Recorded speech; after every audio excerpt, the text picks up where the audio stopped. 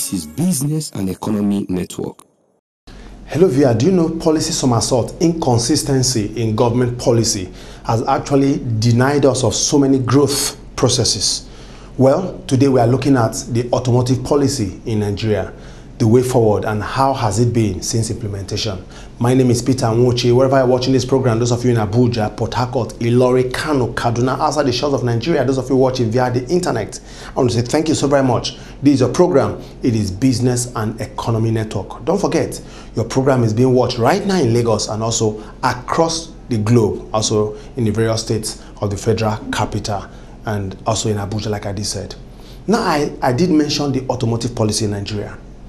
What is the position of federal government? Well, we have experts and operators in the house today. They are lending a voice on this very topic in Nigeria. And with us on the program, we have for the CEO of MetaMates for Spotlight, and not left out too, we have for Straight Talk, the Chairman, Chief Executive Officer of Innoson, and for Company in Focus, we have Iron Product Industries Limited. It's going to be an interesting watch. Don't touch that. You are going to learn so much from what these people have to say concerning the automotive policy in Nigeria and how it works. Enjoy it.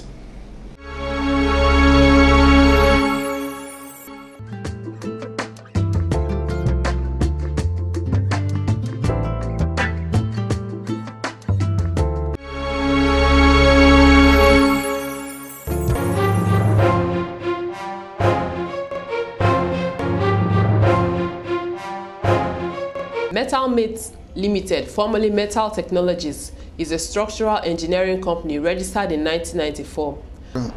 Tony Ibrahim is a small guy, just think of going to business and chooses engineering services in the area of automotive, where we build for transporters and those in need of our service. That is majorly transporters, local transporters, and other related body that are used to our product. What we produce is trailers, tankers, flatbeds, silo, sided bodies, and other light duty trucks. The company's corporate objective is being driven by quality management system, with its main priority as customer satisfaction, that is continually focusing on the value offered to clients and rendering of good services. So about 1994, the name MetaMates was registered, but earlier than that, we started with Tobra and Co, where we just have some petty business doing.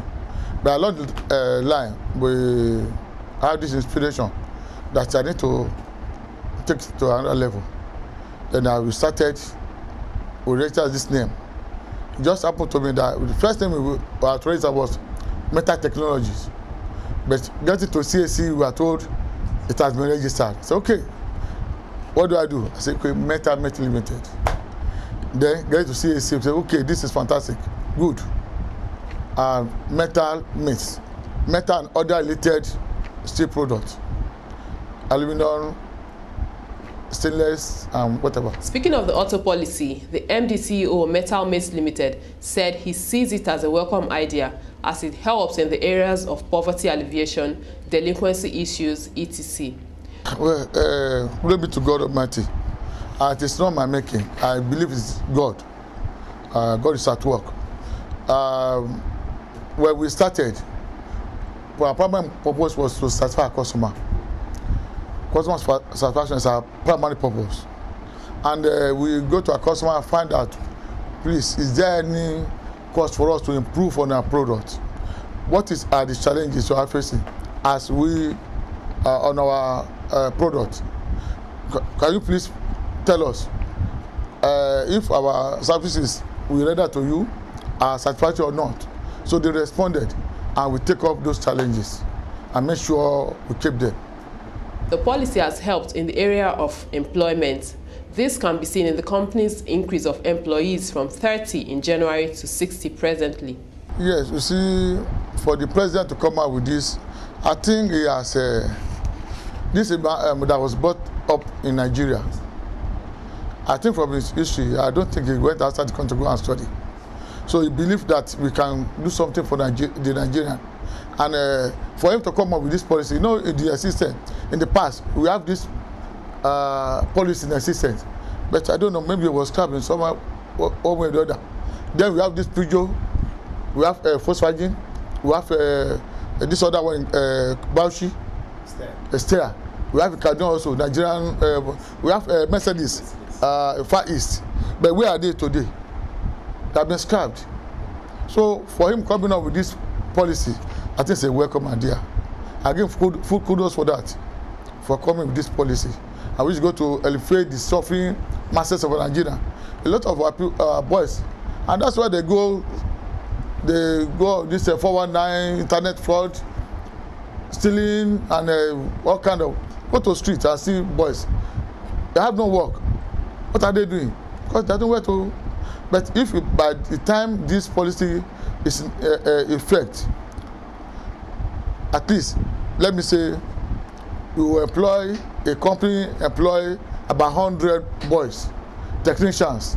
That's welders there, painters are there, we have rewires there, we have other casual workers. We have the officers in the office, the accountants, and so on.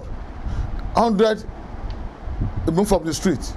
Another in Kaduna, 200 was out of the street. Far East, 300 was out of the street. We have less problem on our this thing, and that's a welcome idea.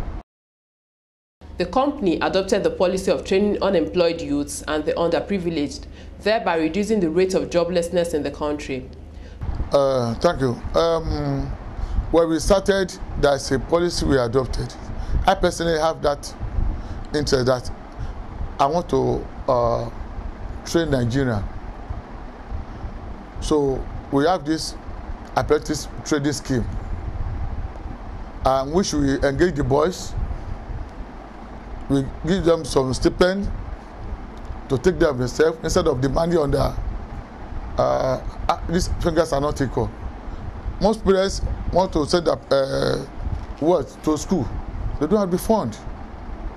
Even to go and learn a trade, no fund. And the boys are in the house troubling the environment. So okay, we can get all these boys within ourselves. We train them within some years. We equip them and they are out there. And by the grace of God, we have a lot of them now around here, and they are doing very fine. And on the aspect of our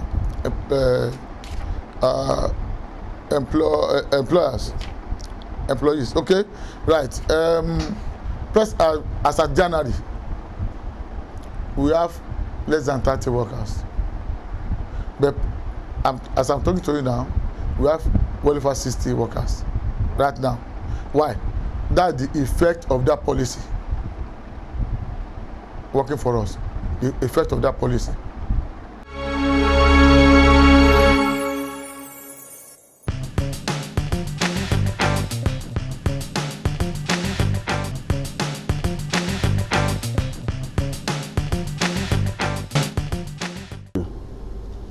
I'm the Innoson Chukuma you'll be hearing.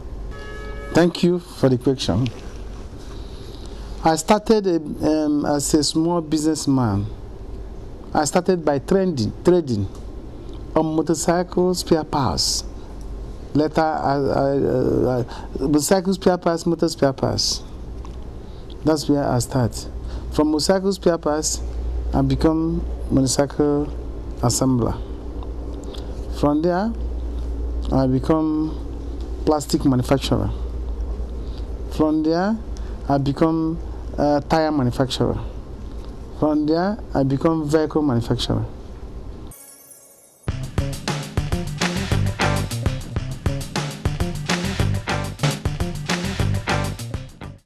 Yes, my new cars. I have the one of 1.6 million.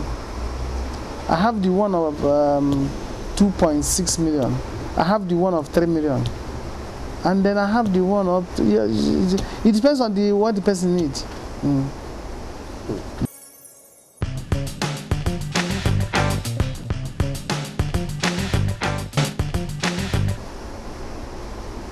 Well, If you ask any Nigerian that is into manufacturing, first of all, he will tell you there's no electricity in Nigeria. But I'm telling you that we started when there is no electricity. But today there's a lot of improvement. We are happy with the energy situation today. And that shows us that there is hope. Before, it will look like there is no hope. Before, it looked like there is no hope. But today, we are seeing it, there is hope. That's why we are developing all this manufacturing. And more people will join manufacturing now because there is hope. I'm advising people who can do it to join. If all of us continue with importation, we will not go, we are nowhere. Our economy will crunch. So it's better for Nigerians who can be able to do it to join, and government are ready to give support. So I'm telling our people, let us move our country forward. If we move our country forward, all of us, Nigeria, will benefit.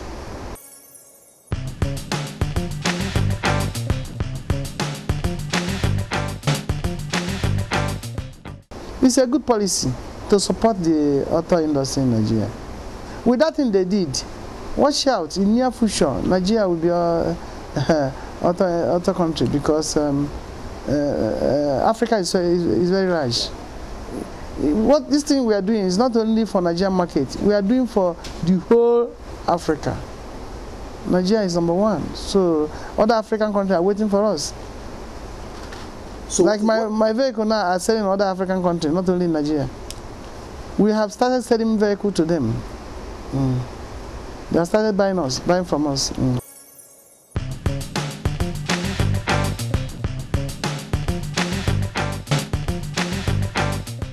Good.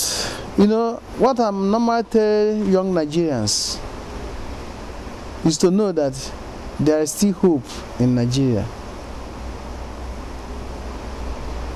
That you need to work hard and then have a hope, because when you have hope that you will succeed in something, you will plan up for it and then you succeed.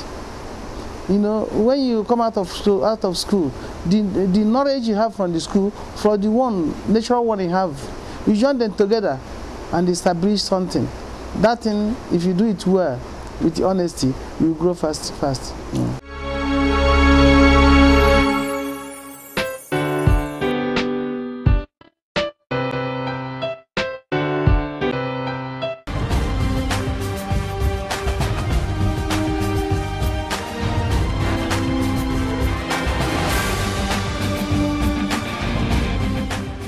Okay, my name is Nuno Diwan, and you Diwan. I am the MD of IPI. IPI has been going on for 46 years. It's a family-owned business, and we are one of the leaders in the steel sector of Nigeria that covers from trailer manufacturing to truck assembly to car assembly to steel structure. Okay.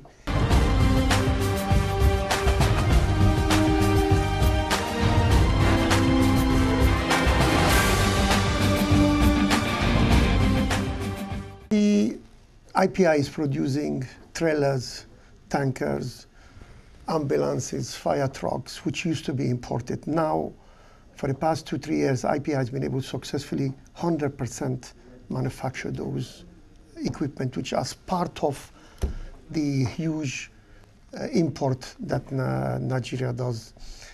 The next step, which we are going to now, IPI, thanks to the government's approval, is the assembly of the trucks and the assembly and the pickups, which by December, our factories will start rolling out Tatas and Sinotruk, in line with our president's directive.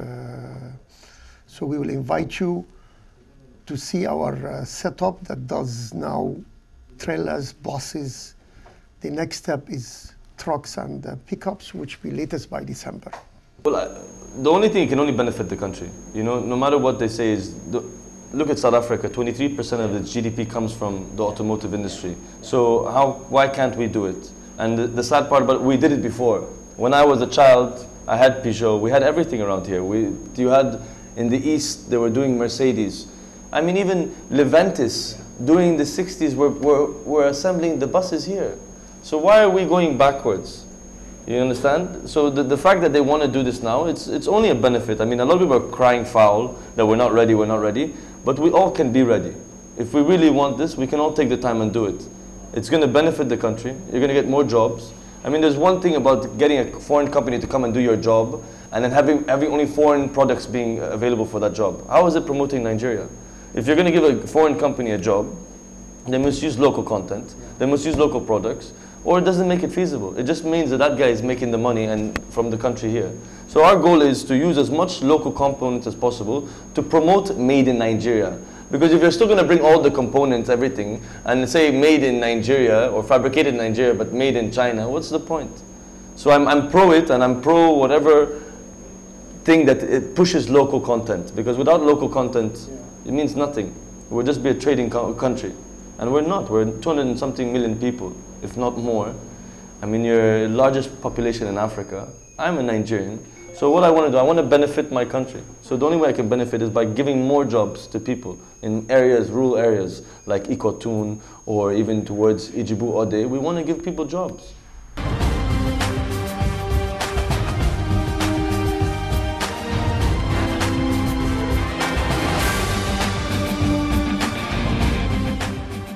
Yeah, we have a lot of clients. Total, Nigeria PLC, Mobile, Wando, Leventis Motors, Bahrain Motors, a lot of them anyway in the motor industries. They patronize IPI, and the name IPI rings a bell.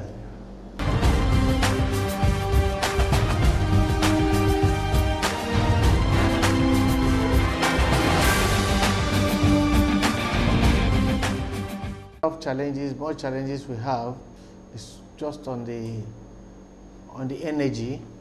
That is the consumption of the diesel, which is affecting not only IPI, other companies. For any other thing, we are comfortable.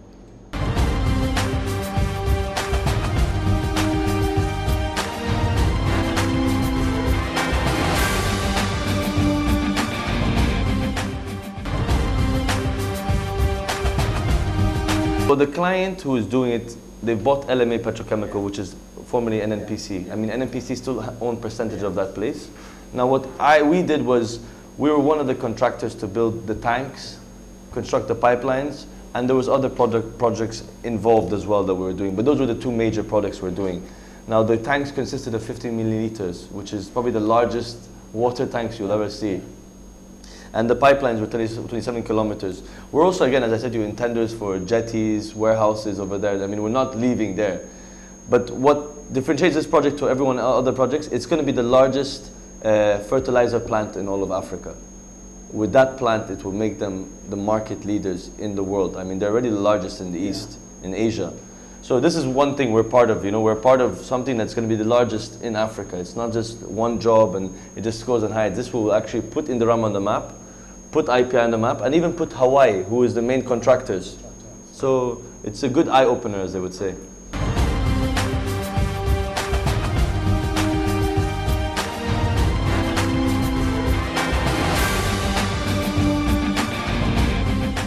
It's funny, every time I think about it, I think of John F. Kennedy.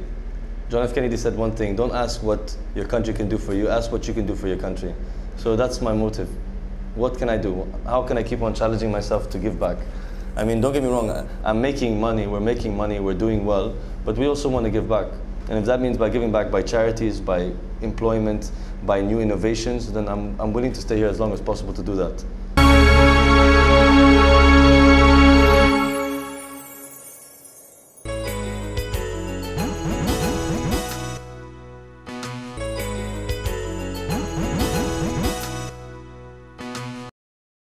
Well, this way time will permit us. Anything that has a glorious beginning definitely must come to an end. But I've always said this to you. Our magazine is coming out very soon, and that is magazine that will publish I'm going to give you details about this next week by the special grace of God. Now, for the operators we showcase today, the CEO of Metamaze, the CEO of Innoson, and also the CEO of Ion Products, and also other people. They've said about the automotive industry. Is he working in Nigeria? Well, they say tomorrow is another day. I want to thank you for all your phone calls, your emails, your letters. We are here to serve you better. And that's what Business and Economy Network is all about. Wherever you are watching around the world, I want to say thank you. Tomorrow is another day. See, anything you conceive in your heart is achievable. Don't forget, success for me is predicated on 3 factors: focus, determination, and perseverance. With these 3 things, you will make it. See you at the top.